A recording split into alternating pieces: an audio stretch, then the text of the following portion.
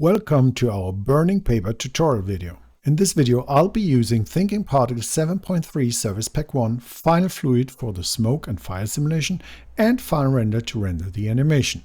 This video shows how to create a burning paper effect controlled by thinkingParticles with the help of MeL. I will show you how to control fuel, smoke and temperature with thinkingParticles' powerful data channels. The fire and smoke simulation is done with finalFluid with real-time feedback and controls. And last, rendering will be done with finalRender thanks to its powerful PyroVDB volume shader, which uses nano-VDB GPU acceleration. Okay, enough talk, let's create this effect and dive right in. Let's explore the scene together. Just keep in mind this is a non-scripted tutorial video, so as I go you will see the live updates here in the recording. First, we want to have a look at the thinkingParticles particle setup. As we've seen before in our introduction, we have these particles appear along the lines where the paper is burning. So how did we do this effect? How can we control where particles appear and how long they appear and what should happen in general? So let's have first a look at the thinkingParticles setup. The thinkingParticles setup is quite a clever one because I wanted to do a thinkingParticles setup that does not use any standard well-known nodes like matter waves, for example. That would be very easy to use to create this effect. I wanted to create this effect completely procedural and script-based and fully multi-threaded. So what I'm doing here is I'm using in our create dynamic set, I'm using these two MEL scripts, and I'm going to explain how they work and what they are doing. But before we do that, let's see the general setup in thinkingParticles. So we have one particle group called fire, and in this particle group I created the data channels. I created a data channel 0, which is fluid fuel. I have a data channel 1, finalFluid smoke, and a data channel 2, finalFluid temperature. So if I name these data channels exactly like this with this naming convention, later on in finalFluid, our real-time fire simulator can grab these values and use them to control the fire effect. So just keep that in mind. We created for our particle group fire these three data channels. I will access them later. So let's have a look right now in here in our create panel. And actually that's the only dynamic set that is of relevance. I have this debug dynamic set, and in this debug dynamic set I just use the fire group and visualize the value, and that's the fuel value. So this setup just visualizes in the viewport the fuel value, and I need to adjust it a little bit because our maximum fuel value goes to 10. So now what happens here, just let me show you. They start dark as black particles, then they become white, and then they get black again. So that's our fuel up and down. So we ingest these particles with fuel amount so that our fire can burn. That's just for a visualization, so keep that in mind. We don't actually need this dynamic set. We could also deactivate the dynamic set and we would just get exactly the same simulation, but without the visualization of the in and out fading of our fuel amount. So let's go back to our create dynamic set. In the create dynamic set, we have an object list where we pick the plane, our paper, and we have a texture map where we pick a mixed texture map. So the effect is purely based and purely procedurally based on a texture map. So what I did here to simulate fire burning through this paper is I'm using this texture, and let me just enlarge that a little bit. So 3D Studio Max is not the fastest with procedural random or noise textures, but let's have a look what's happening here.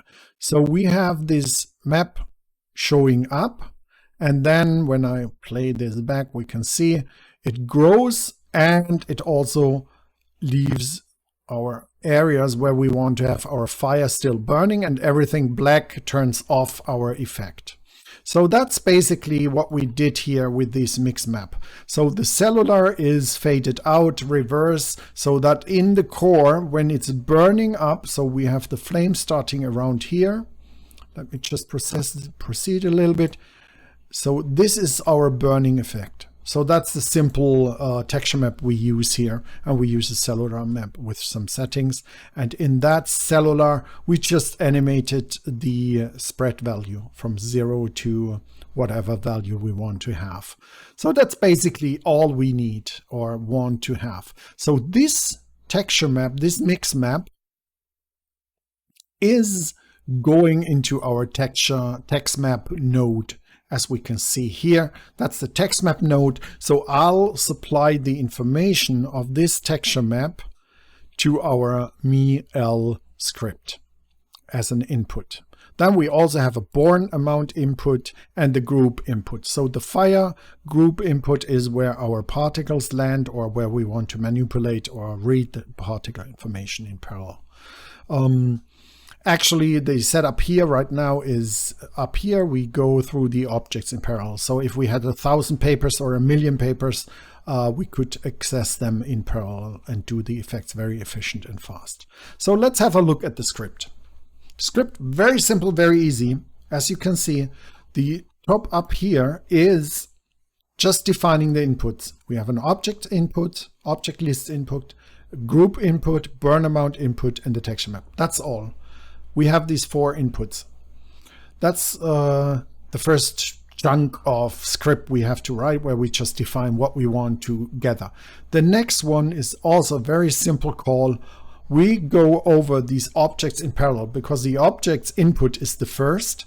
So all the global variables are automatically filled with the values we are looking for. For example, the surface information of the object, vertex information, and so on.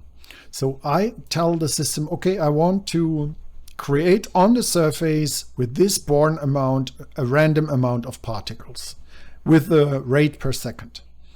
So right now we are creating 4,000 particles on the plane per second. Next step is we are getting from each object, or right now it's one object, we are getting from the object with the objects in geom call, we are getting the UV coordinates of our random points. Remember, we created the random points. So the object ID global variable is filled because our first input is the object. So everything is about objects. So the object ID it's working on is filled automatically.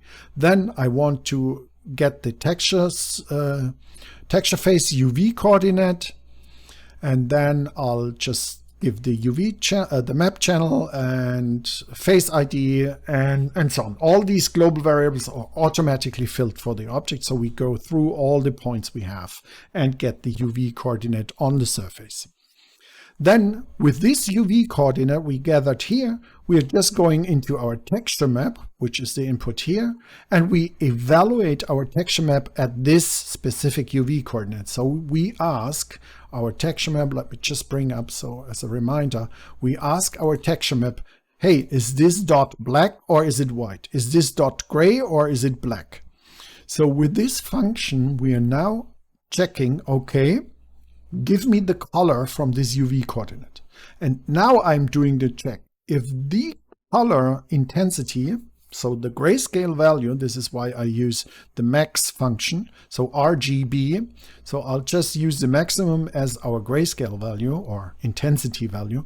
If that is anything but black, pure black, I'll do this. And that means I'll just create a new particle here with the world position of our random point we placed on the surface. So we create a new particle and I get back a new particle ID that is just created. And then I'll set the particle life to 1.5 seconds. That's my lifespan. And that's it. It can't be easier, most efficient and fast. Very simple. We just did in a few lines of code a matter waves node. And you know how complex and powerful the MetaWaves node can be, but we can reproduce that in a few lines of code in MEL, and it's fully multi-threaded. So that's the first MEL we have. That's our create MEL, and I also named it create MEL. So that's actually creating the particles. Now to the fire simulation, because I want to control how the fire effect works. So let's have a look how we did that here. So the only thing we need to supply is our fire group. And we'll create some inputs here as well. So right now, my first input is the group. And that means the particle group we will go over the particles in multi-threading. So we will access all these particles in parallel. Then we have an input for fuel, function input, smoke, and temperature. So function is actually, I just use a value to value. You can see that when I hover over.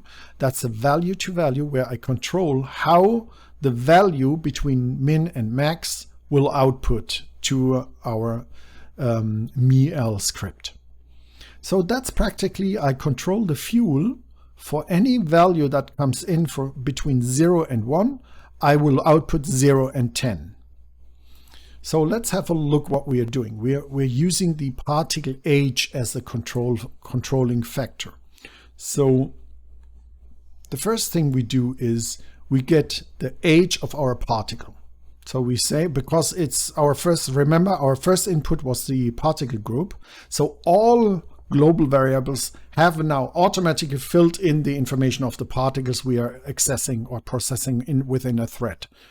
So let's say we have 10 particles, then it is like we have 10 MEL scripts running at the same time, doing the same thing. And every one of these 10 MEL scripts that are running in parallel get their particle ID, the age, and all this. So we are asking here for the age of the particle. Then we are using this fuel in value, that's our connection here. And we put in the age, and we want to control the fuel output. So this is actually, let me just move it over here. So this is doing the following.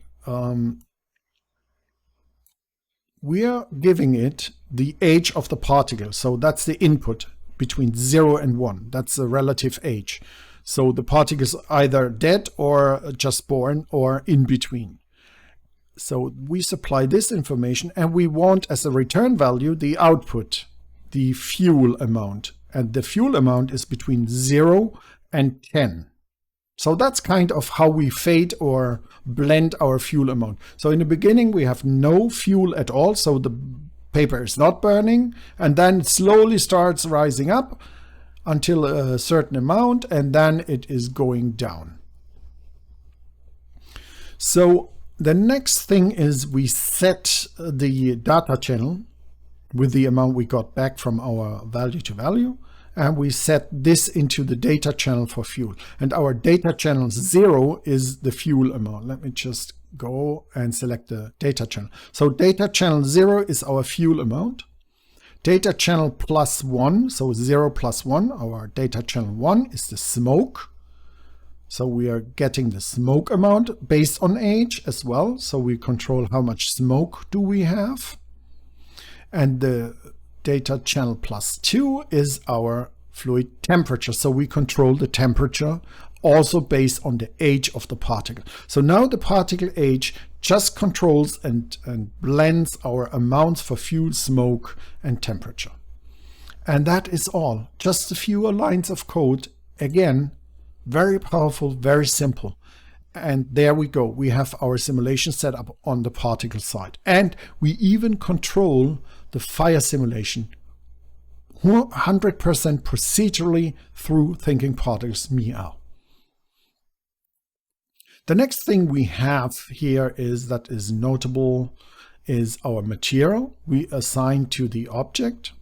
So the material to the paper, this is our paper material. It just has simple lines for paper. And keep in mind, 3D Studio Max has some update issues with the procedural textures here. So that's our material we assign to the map, and this material we assign to thinkingParticles to control the actual particles we emit. Now let's have a look at the finalFluid setup. Also very simple. The finalFluid setup, let me just close that here. The finalFluid setup has this grid. Obviously, we built a grid around our plane here. And in the finalFluid grid, we have one emitter, and that's it. And just for visualization, we use plane 000. So that's also very simple. One emitter. We have here basic size setups, nothing special or fantastic here going on. Let me just close the emitters down here. And then we have the settings for advection and all these other settings we have here. The key issue here is, as I said, we are controlling the fuel amount, smoke amount, and temperature via the particles from thinkingParticles. So let's have a look at the emitter. I'm going to select the emitter. Here we go. We selected the fluid emitter, and in the fluid emitter, you can see we are using the data channel. It's active. And from the data channels, we are controlling smoke, it's grayed out. We are controlling temperature, also grayed out. And we're controlling fuel, also grayed out.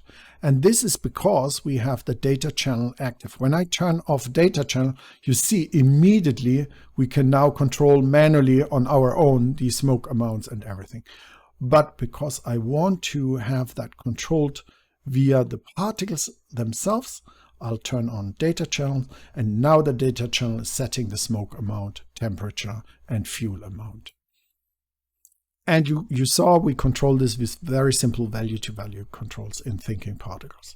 So that's our setup. Nothing fantastic or spectacular here on that side, except that we're controlling these three values.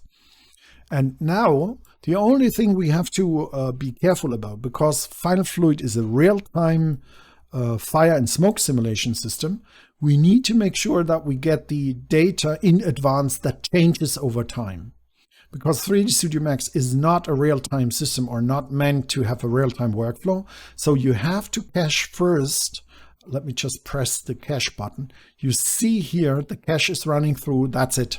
Done. So now we cached our particle simulation. And now when we open or preview our effect, we can actually see in real time our fire effect going on here, simulating and fading in and out our final fire and smoke effect. So, and then I could adjust any parameter, any effect I want, so that I can actually get this fire and paper smoke burning effect here. The last thing we are going to do is, when we are about to render, we are using finalRender.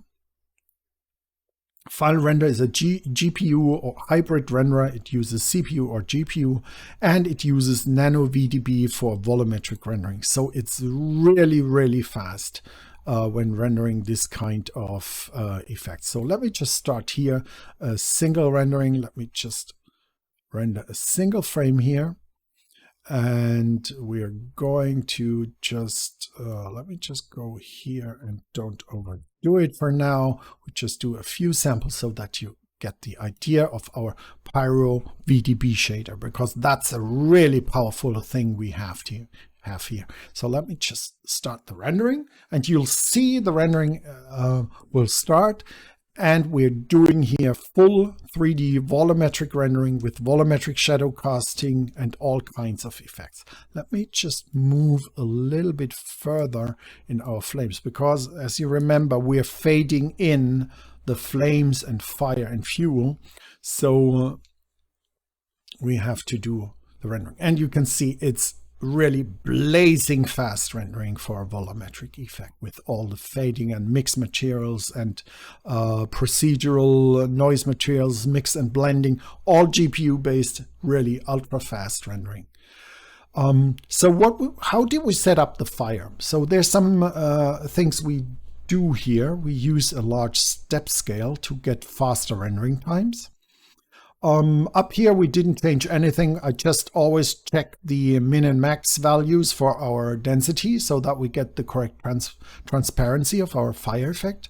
Here's also nothing changed here, but here are some interesting things we want to change.